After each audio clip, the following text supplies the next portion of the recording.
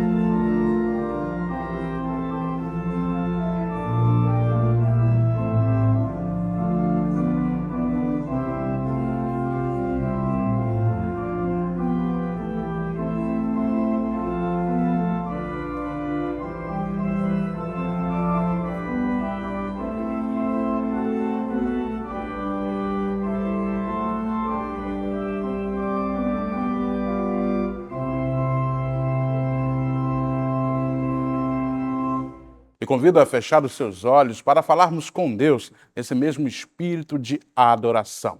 Falemos com Ele. Bendito Deus, eterno Pai, louvado, engrandecido seja o Teu nome em toda a terra.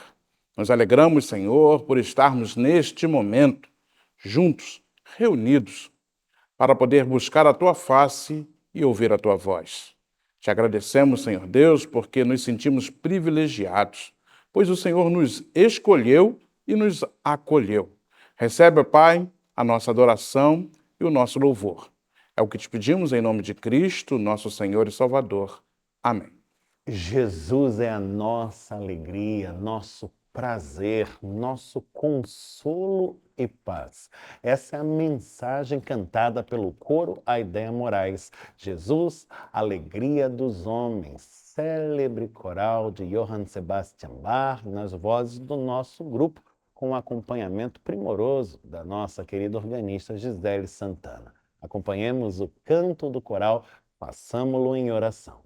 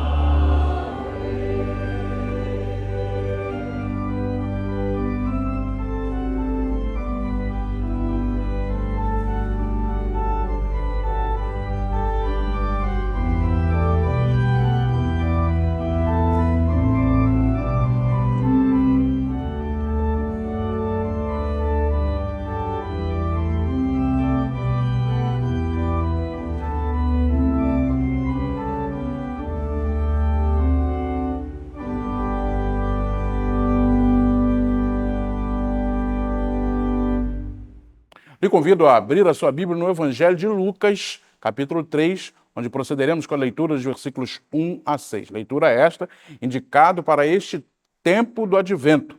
Evangelho de Lucas, capítulo 3, dos versículos 1 a 6. Diz assim o Evangelho de nosso Senhor Jesus Cristo. No 5º ano do reinado de Tibério César, sendo Pôncio Pilatos governador da Judéia, Herodes, tetrarca da Galiléia, seu irmão Filipe, tetrarca da região da Itureia, e Traconites e Lisânias, tetrarca de Abilene, sendo sumos sacerdotes Anás e Caifás, veio a palavra de Deus a João, filho de Zacarias, no deserto. Ele percorreu toda a circunvizinhança do Jordão, pregando o batismo de arrependimento para a remissão de pecados, conforme está escrito no livro das palavras do profeta Isaías: voz do que clama no deserto, preparai o caminho do Senhor, endireitai as suas veredas. Todo vale está aterrado, e nivelados todos os montes e outeiros. Os caminhos tortuosos serão retificados, e os escabrosos aplanados. E toda a carne verá a salvação de Deus. Bendito seja o Senhor por sua palavra. Nós somos chamados a receber de Deus salvação. Nós acabamos de ler um texto onde nos aponta para isso. Toda a carne verá a salvação de Deus. E nós a vimos através de Jesus Cristo, seu unigênito Filho. É claro que a realidade pecaminosa persiste em nós, mas cada vez que erramos, podemos clamar ao Senhor por perdão. Eu quero lhe convidar a curvar a sua cabeça, fechar os seus olhos. Se puder, onde está, ajoelhar-se, ajoelhe-se. Confesse seus pecados ao Senhor e peça perdão neste momento.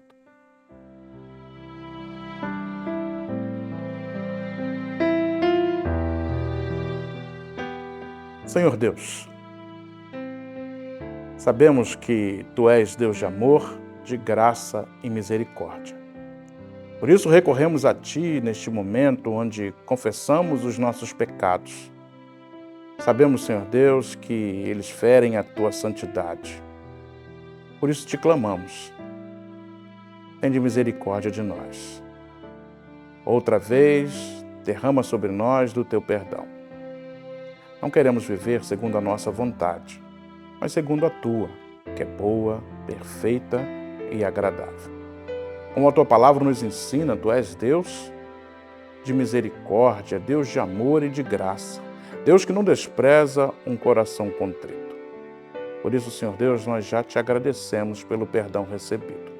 Ainda Te suplicamos, continua a nos auxiliar, continua, Senhor Deus, a dar-nos discernimento da Tua vontade.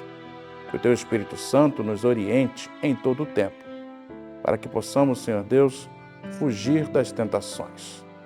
Abençoe os Teus filhos, Senhor Deus, com toda a sorte de bênçãos vindas de Ti. Nós que dependemos de Ti e de Ti somente, carecemos do Senhor para tudo. Visita, Senhor Deus, os Teus filhos, aqueles que estão enfermos, aqueles que estão em tratamento, aqueles que enfrentam outro tipo de dificuldade. Sabemos que Tu és o Deus que pode todas as coisas. Por isso confiamos em Ti. Esta é a nossa oração, cheios de fé e gratidão. Em nome de Jesus. Amém. Em silêncio, toda a carne, com temor e devoção ante o mistério do Deus que se encarna. Esse é o motivo da canção. Em silêncio, toda a carne, obra do célebre compositor Gustav Holst, nas vozes do coro Aideia Moraes, com acompanhamento ao órgão da nossa querida organista Gisele Santana. Acompanhemos o canto do coral.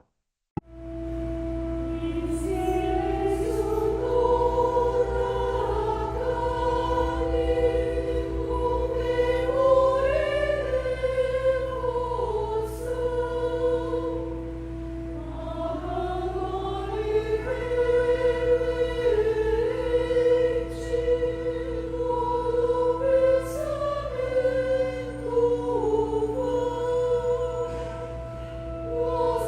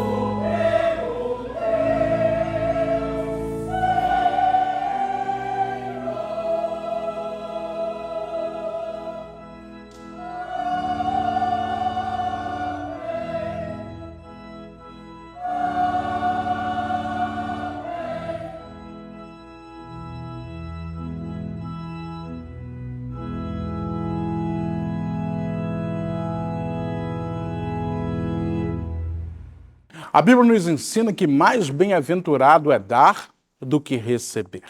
Nós estamos nesse mês de dezembro, um mês cheio de compromisso. Nós temos 13º e uma série de coisas para poder cumprir.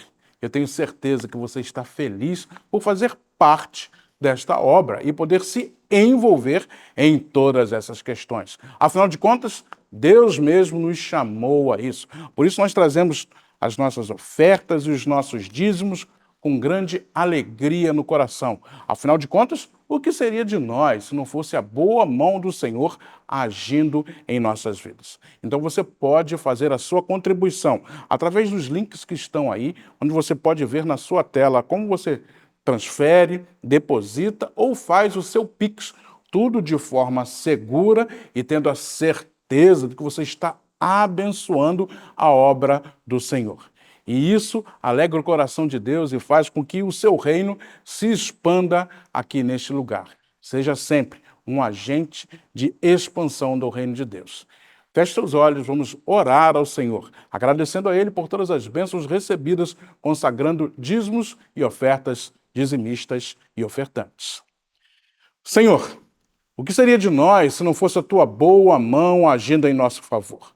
O que seria de nós se não fosse o privilégio que temos de participar, de contribuir para o Teu reino? Por isso, Senhor Deus, nós glorificamos o Teu nome, pois nos destes esse privilégio. Continua, Pai, a nos abençoar.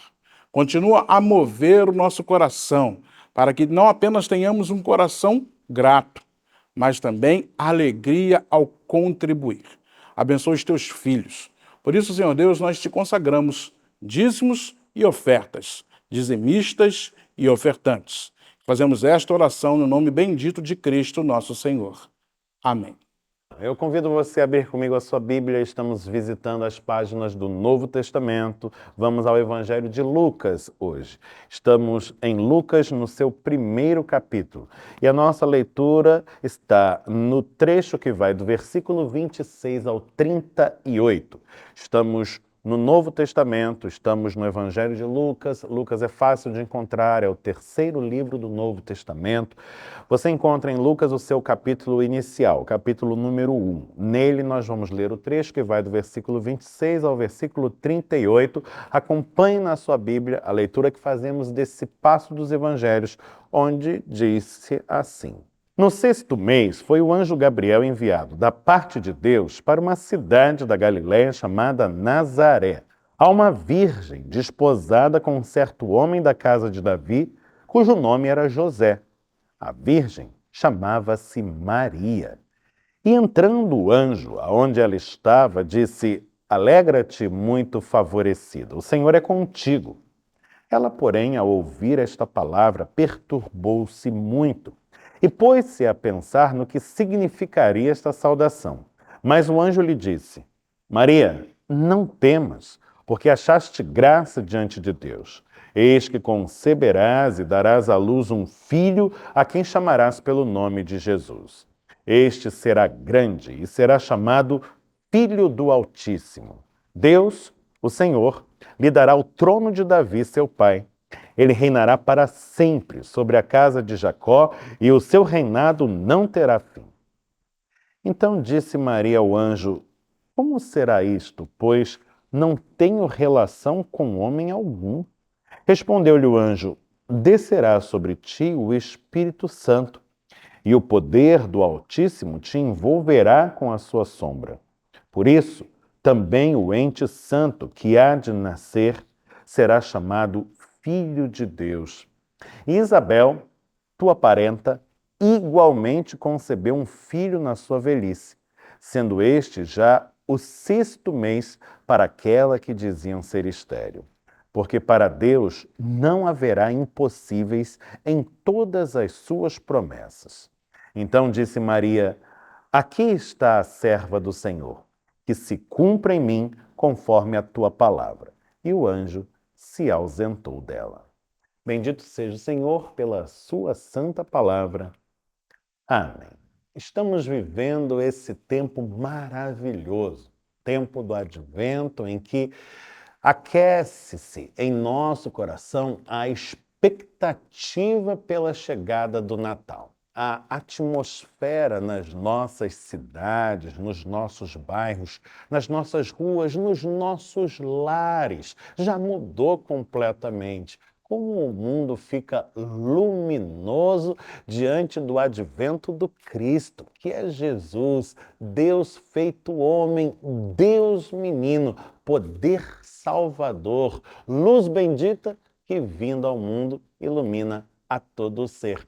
Ora, o texto que acabamos de ler está inserido precisamente neste contexto de expectativas. Na verdade, eu diria que esse relato lança a pedra fundamental das nossas expectativas, porque o que acabamos de ler é o relato do anúncio feito pelo anjo Gabriel à Virgem Maria acerca do bebê que seria concebido, que estava por vir.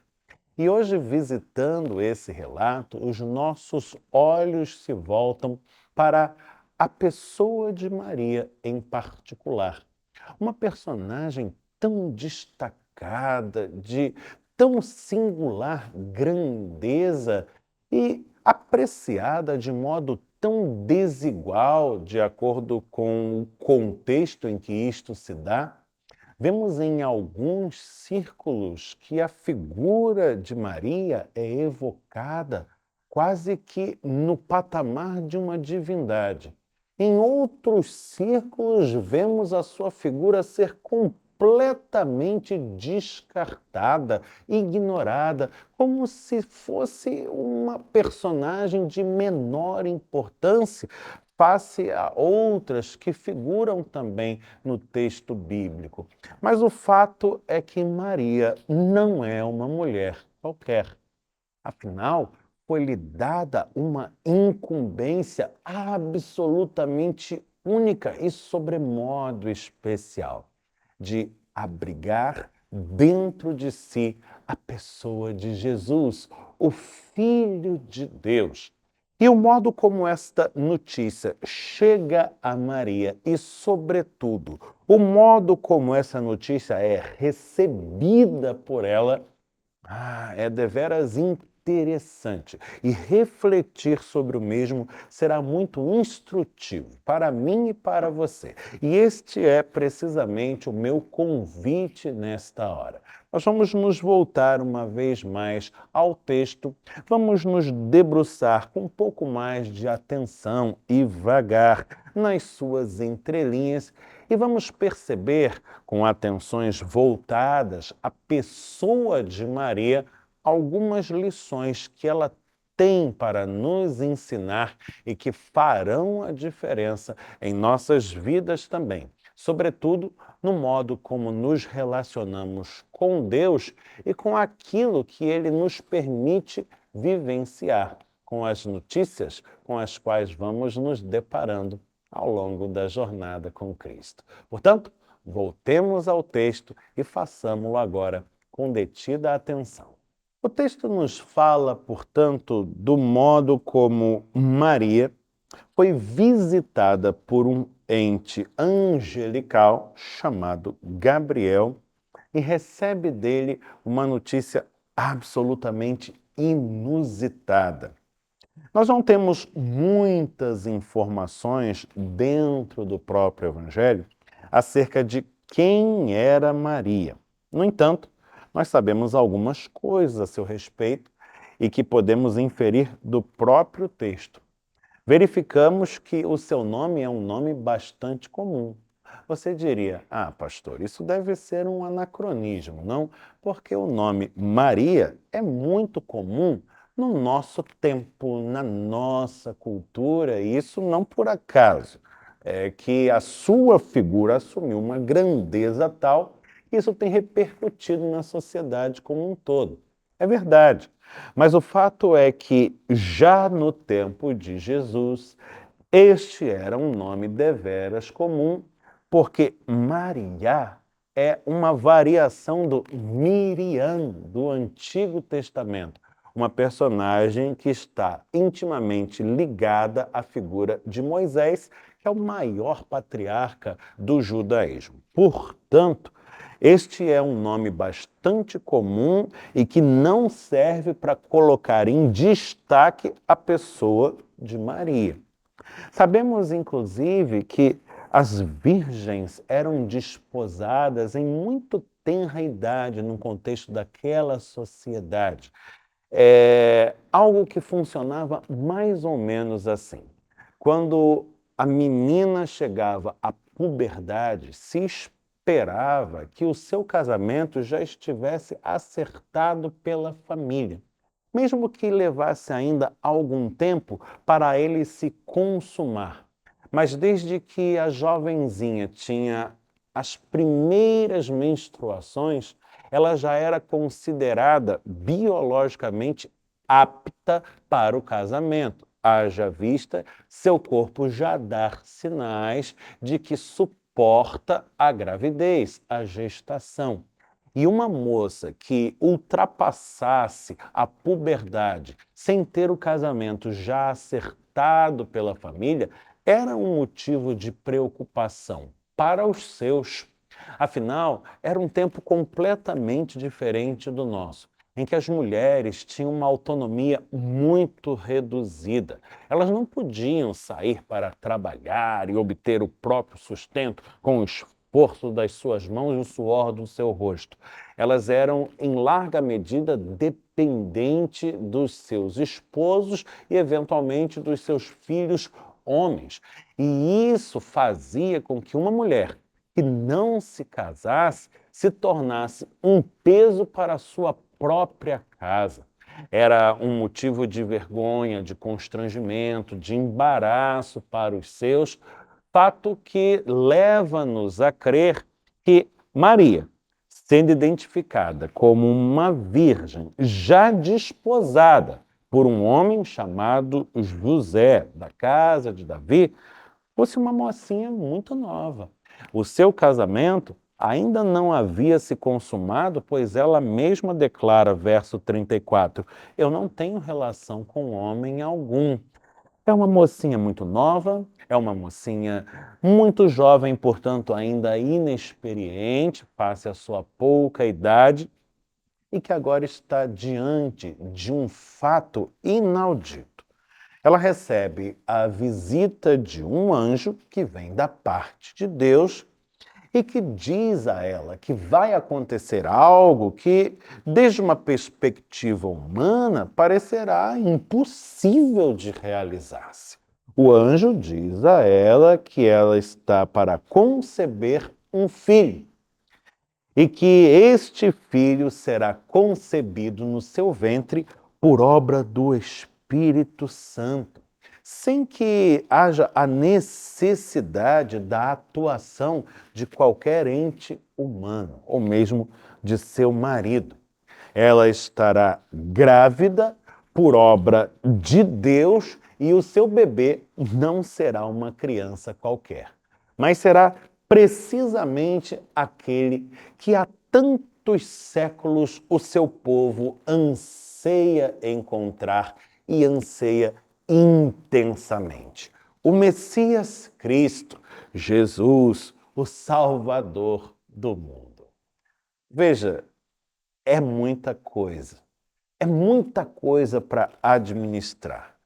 Não bastasse o fato de ser ela uma menina tão jovem e que agora está a se deparar com a realidade da gravidez. Não bastasse o fato de que essa gravidez será embaraçosa, como explicar isso para o seu noivo, que ainda não a conheceu? Como explicar isso para a sua família, que olhará com suspeição o seu ventre crescendo? Como lidar com todo esse elemento sobrenatural que perpassa a história e desafia a nossa razão? Como aceitar que, sendo uma pessoa absolutamente comum, tão jovem, tão inexperiente, com um nome que nada tem de especial, como aceitar que justamente ela é aquela a quem Deus elegeu para esta tão nobre missão? Parecem muitas absurdidades, numa fala só, numa vivência só. No entanto, Maria não dá as costas, Maria não se recusa a ouvir. Muito pelo contrário, Maria ouve a tudo aquilo que o anjo lhe diz, mesmo que lhe seja contrário à razão, ao bom senso ou ao dito senso comum. Mesmo que a notícia, num primeiro momento, lhe pareça desfavorável. Afinal, uma gravidez nestas circunstâncias pode parecer mais um problema do que uma bênção. Apesar de tudo, Maria não se recusa a ouvir esta palavra, pois reconhece que esta palavra vem de Deus e certamente no seu coração, cheio de temor ao Todo-Poderoso, ela tem a plena convicção de que Deus está no mais alto dos céus e nós aqui no baixo, na terra. A grandeza dos pensamentos de Deus, dos seus juízos, é inescrutável. Os seus desígnios insondáveis. E Maria sabe que o justo vive não com base naquilo que compreende, não com base no seu entendimento, mas vive pela fé, consoante aquilo que ensina a sabedoria do seu povo. E é isto que ela está se dispondo a fazer. Pela fé, ouve a palavra do anjo, ainda que contra a sua razão, ainda que em larga medida lhe pareça adversa. É assim que eu e você devemos agir também diante da palavra que Deus nos legou, que tantas vezes nos interpela, que nos revela coisas extraordinárias acerca da nossa própria realidade e do mistério que a envolve. Devemos ouvi-la. Mesmo que vá contra a razão, o bom senso, o senso comum e nos tire de nossa zona de conforto, devemos ouvi-la, como Maria a ouviu também. Mas observamos algo mais na conduta daquela valorosa mulher. Ela não apenas ouviu a palavra que lhe chegou através do anjo Gabriel, o enviado do Senhor. Ela lhe deu ouvidos. E há uma sutil diferença aí. Porque quando falamos de meramente ouvir, estamos nos referindo ao fenômeno da audição. Mas quando falamos de dar ouvidos, falamos então de algo que acontece sobretudo no coração.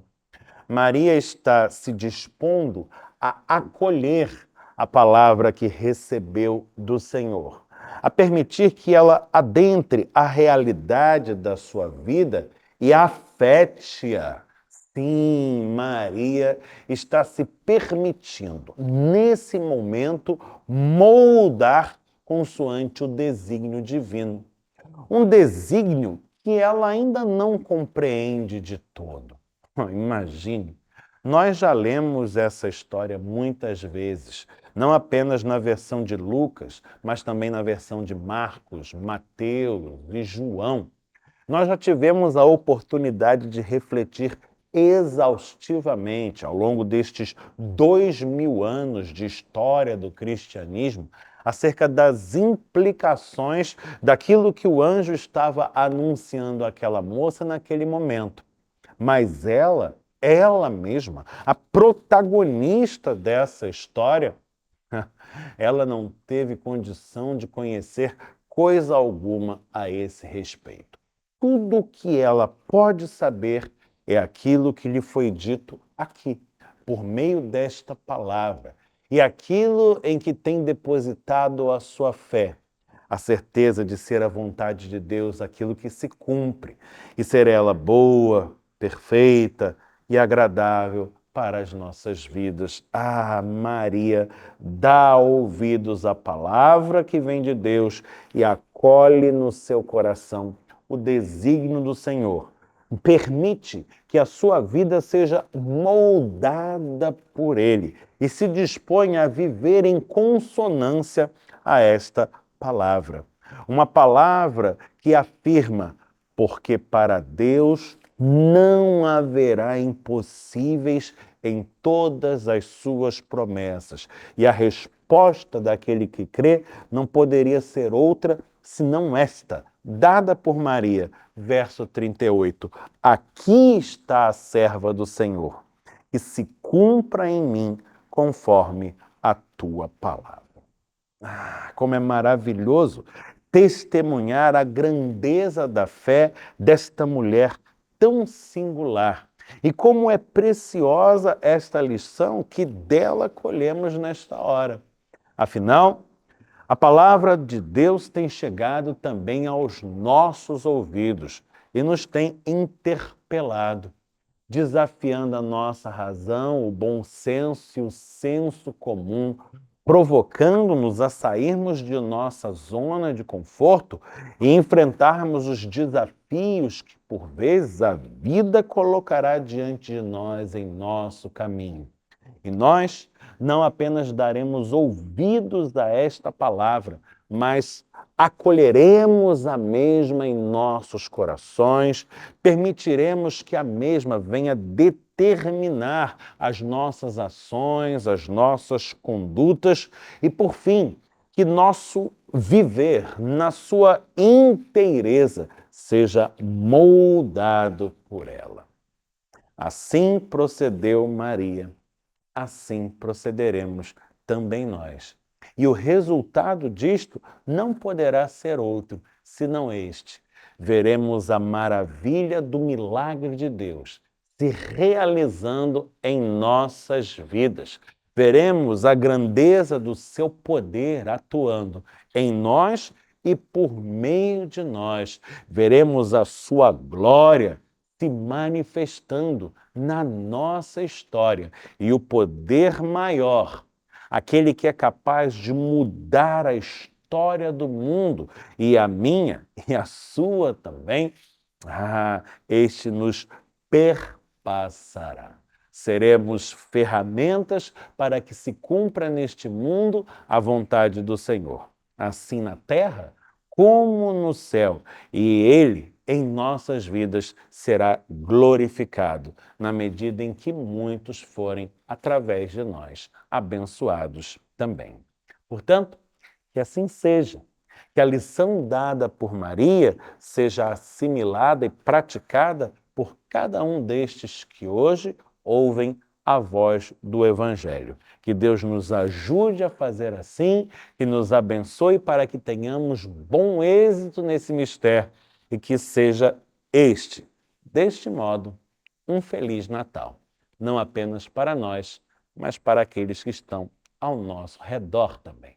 No poder do Espírito Santo e em nome de Jesus. Amém. Hoje é um dia muito especial para os nossos pequeninos. Afinal de contas, hoje nós celebramos o Natal das crianças. E ainda dá tempo de você trazer a sua criança. Ah, pastor, mas quem eu vou levar? Ah, se você tem sobrinho, netinhos, qualquer criança, vizinho, traga-o para celebrar com os nossos. Será um domingo de festividade, alegria, comunhão com o nosso Deus. Não se esqueça, hoje, Natal das Crianças. No próximo dia 12 de dezembro, às 18h30, nós teremos a nossa já tradicional programação Arte na Igreja.